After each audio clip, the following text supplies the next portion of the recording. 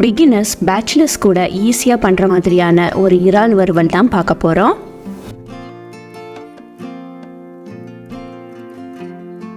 முதல்ல dry roast powder ஒன்று ready பண்ணிக்கலாம்.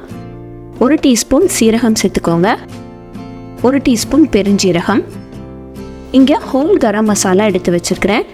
பட்டை, கிராம்பு, ஏலக்காய், நட்சத்திர சோம்பு இந்த மாதிரி சேர்த்துக்கோங்க. இதெல்லாத்தையும் கொஞ்சம் பொன்னிறமாக ஆகிற வரைக்கும் 2 நிமிஷம் வறுத்து விட்டுக்கோங்க. அடுத்து இது கூட 3 வரமிளகாய், 3 காஷ்மீரி மிளகாய் சேர்த்துருக்கிறேன்.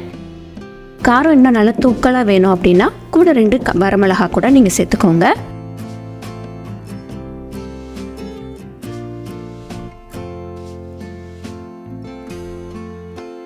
நல்லா வறுத்ததுக்கு பின்னாடி இதை ஒரு தட்டுக்கு மாற்றி நல்லா ஆற விட்டுருங்க.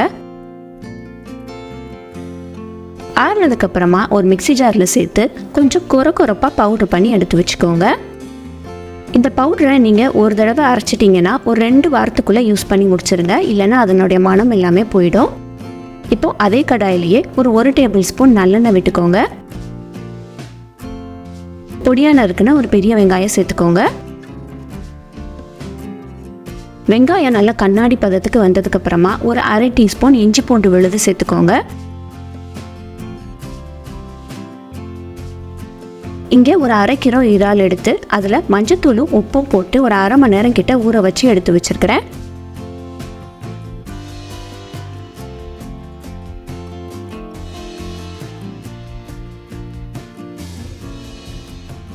இஞ்சி பூண்டோட பச்சை வாசனை போனதுக்கப்புறமா ஊற வச்சிருந்த இறாலை சேர்த்துக்கோங்க.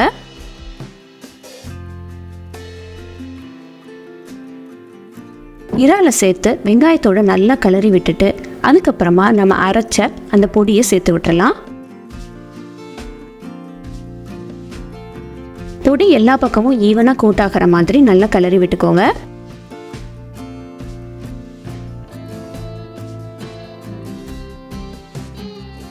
இதை இப்போ தட்டு போட்டு மூடி ஒரு 3 நிமிஷம் வேக விட்டுறலாம். 3 நிமிஷம் தட்டு போட்டு மூடினதுக்கு அப்புறமே நல்லா தண்ணி விட்டுரும் இறால்ல இருந்து.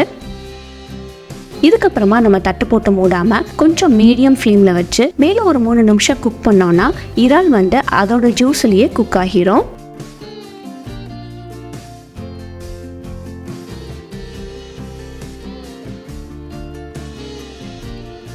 மொத்தமாக இறால் வேகிறதுக்கு 6 நிமிஷம் தான் ஆகும்.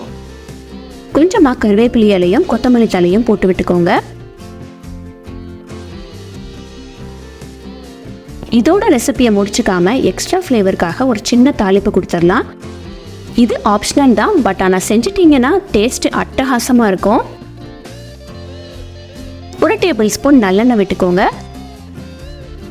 1 டீஸ்பூன் கடுகு, 3 பூண்டை இங்கே இடித்து சேர்த்துருக்குறேன். கூடவே ஒரு கொத்து கருவேப்பிலையும் சேர்த்துக்கோங்க. பூண்டு பொன்னிறமாக ஆகிற வரைக்கும் வறுத்து விட்டுட்டு இதை அப்படியே நம்ம செஞ்ச இறாலில் சேர்த்து விட்டுருங்க. இந்த பூண்டோட வாசனையும் நம்ம அரைச்சி போட்ட அந்த மசாலா பவுடருக்கும் டேஸ்ட் செம்மையாக இருக்கும். கண்டிப்பாக ட்ரை பண்ணி பாருங்கள். தேங்க்யூ. தேங்க்ஸ் ஃபார் வாட்சிங்.